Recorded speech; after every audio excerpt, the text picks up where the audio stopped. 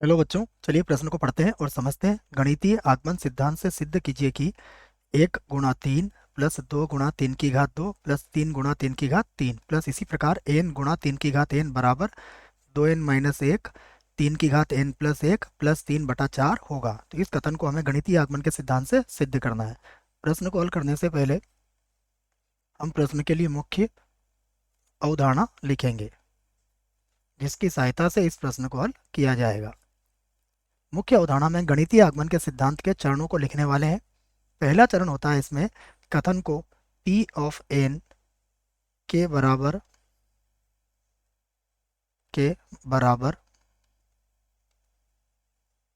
मानना है। यह हमें कथन को P ऑफ n के बराबर मानना या उसके तुल्य मानना है। उसके बाद n बराबर 1 पर सत्यता की जांच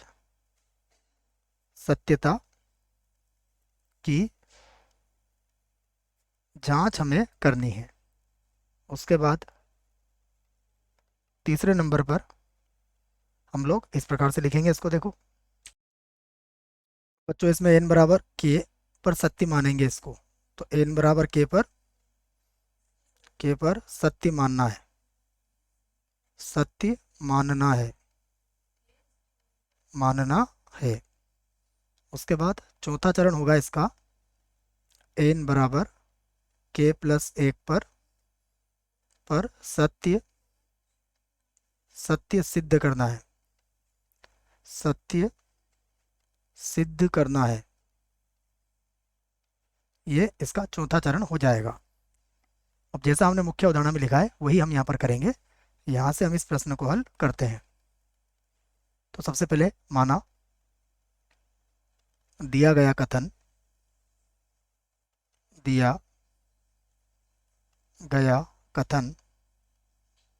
P ऑफ n है। अर्थात ये कथन इस प्रकार से लिख देंगे हम, P ऑफ n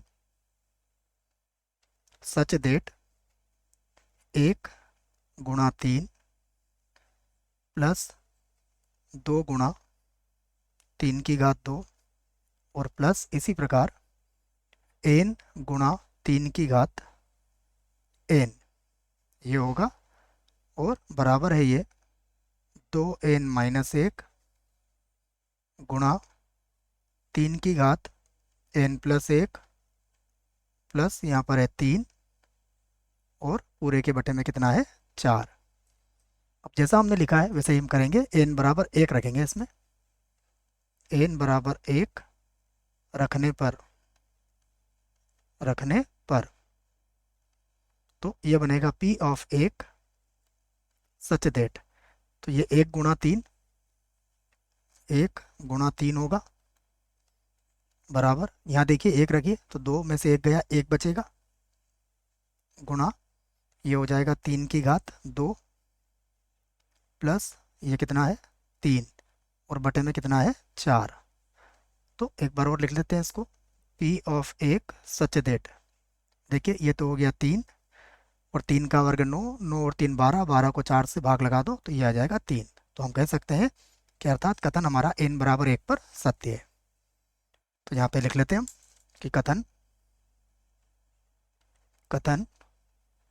n बराबर 1 पर सत्य है। अब मान लेंगे हम माना कथन, यहाँ से लिख लेते हैं माना कथन n बराबर k पर सत्य है, जहाँ k कोई भी प्राकृत संख्या हो सकता है। तो इसका अर्थ हुआ कि हमने क्या n बराबर k पर इसको सत्य मान लिया है, अर्थात P of k such that 1 गुणा 3 प्लस 2 गुणा 3 की घात 2 और इसी प्रकार देखिए प्लस n के स्थान पर आ जाएगा k गुणा 3 की घात k बराबर 3 की घात k हो जाएगा 2k-1 गुणा 3 की घात कितनी हो जाएगी k+1 k+1 और प्लस कितना है 3, और पूरे के बटे में कितना है 4। इसे हम समीकरण 1 बना देंगे और अब लिखेंगे सिद्ध करना है। सिद्ध सिद्ध करना है कथन, सिद्ध करना है कथन n बराबर k प्लस 1 पर सत्य होगा, सत्य होगा। अर्थात क्या सिद्ध करना है हमें, p ऑफ k प्लस 1 गुणा 3 प्लस 2 गुणा 3 की घात 2, और प्लस इसी प्रकार अगर देखें तो प्लस ये होगा k गुणा 3 की घात k प्लस k प्लस 1 और 3 की घात k प्लस 1। ठीक है, और बराबर यहाँ k प्लस 1 रखेंगे तो ये बन जाएगा 2k प्लस 1, 2 में से 1 जाएगा तो 1 ही बचेगा। उसके बाद 3 की घात क्या बनेगा, k प्लस 2 बन जाएगा, और प्लस कितना हुआ 3, और पूरे के बटे में कितना हो जाएगा 4। इसे बना देंगे हम समीकरण 2। अब जो सिद्ध करना है हम उसका बायां पक्ष लेंगे और इसे सिद्ध करेंगे। तो अब हम बायां पक्ष ले लेते हैं। देखिए बायां पक्ष क्या है हमारे पास, 1 गुणा 3 प्लस 2 गुणा 3 की घात 2 प्लस इसी प्रकार k गुणा 3 की घात k प्लस k प्लस 1 गुणा 3 की घात k प्लस 1। ये हमारा क्या था, बायां पक्ष। अब अगर आप ध्यान से देखें तो ये जो मान है हमारा, यहाँ से लगा के यहाँ तक का मान, ये मान हम समीकरण नंबर 1 से रख सकते हैं। तो समीकरण नंबर 1 से किसके बराबर हो जाएगा, 2k माइनस 1 3 की घात k प्लस 1 प्लस हो जाएगा 3, और पूरे के बटे में होगा 4 प्लस k प्लस 1 और 3 की घात k प्लस 1। और ये मान हमने कहाँ से रखा है, ये मान हमने समीकरण नंबर 1 से रखा है ना, पहले इसे मिटा देते और इसको रखा हमने समीकरण 1 से। तो यहाँ लिख देते हैं इसका कारण कि समीकरण 1 की सहायता से ये मान रखा गया है। अब हम इसका लघुत्तम ले सकते हैं। देखिए इसका मैं लघुत्तम ले लेता हूँ, तो लघुत्तम कितना आएगा इसका 4।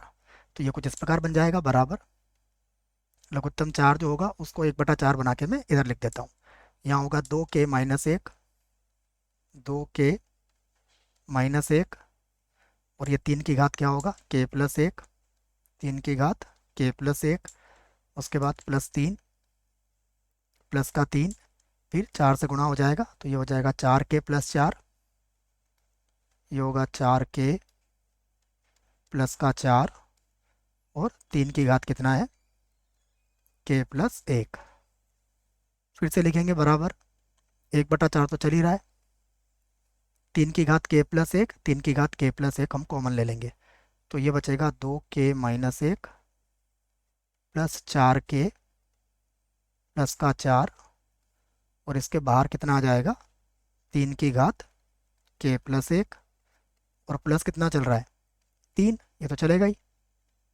फिर से लिखेंगे 1/4, 2k और 4k कितना हो गया, देखिए ये हो जाएगा 6k, और 4 में से 1 गया तो कितना बचा, ये बचा 3, और गुणा में कितना है 3 की घात k प्लस 1, और प्लस कितना हो गया 3। अब हम यहाँ से 3 कॉमन ले सकते हैं। फिर से लिख देता हूँ मैं 1/4, यहाँ से 3 कॉमन लेंगे तो ये होगा 2k प्लस 1, 3 को कॉमन ले लिया और गुणा, फिर हो जाएगा 3 की घात k प्लस 1, प्लस कितना है, प्लस है 3। आगे हल करते हैं तो फिर से 1/4, ये हो जाएगा 2k प्लस 1, और ये बनेगा 3 की घात k प्लस 2, और प्लस कितना होगा 3।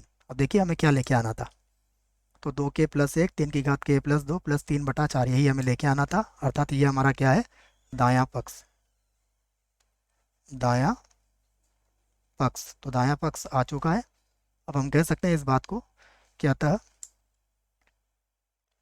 अतः गणितीय आगमन के सिद्धांत से अतः गणितीय आगमन गणितीय आगमन के सिद्धांत से गणितीय आगमन के सिद्धांत से कथन कथन P ऑफ n सभी n belongs to capital N के लिए सत्य होगा। तो ये हमने गणितीय आगमन के सिद्धांत से कथन को सिद्ध कर दिया है बच्चों। आशा करता हूँ प्रश्न का उत्तर समझ में आया होगा। धन्यवाद।